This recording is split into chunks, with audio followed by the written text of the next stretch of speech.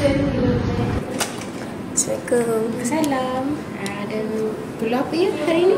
Saya nak buat urusan PTPTN macam mana ya? Mula-mula adik kena ambil nombor giliran. Lepas tu adik tunggu sekejap. Nanti nombor adik akan dipanggil. Boleh? Okay, boleh.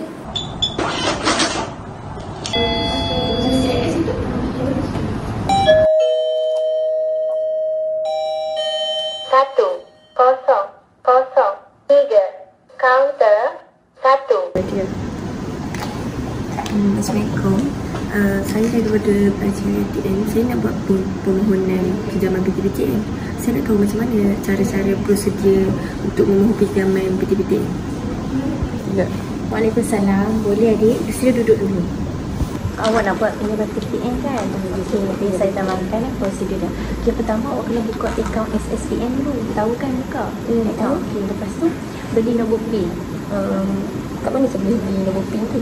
Awak boleh beli nombor PIN dekat bank BSN atau secara atas talian. Berapa ringgit ya agak-agak? Dalam RM20 je.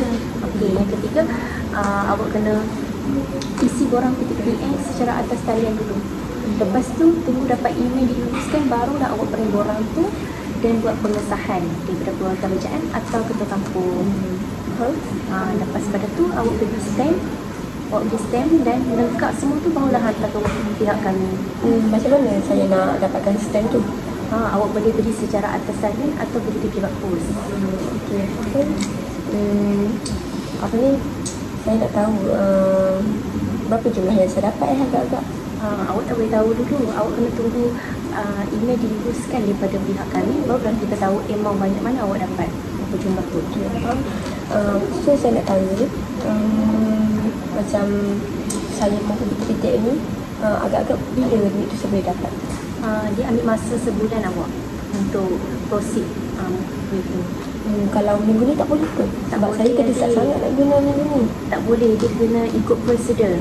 Mana kata saya tak boleh lah nak dapatkan minggu ni ataupun paling awal minggu depan pun tak boleh lah.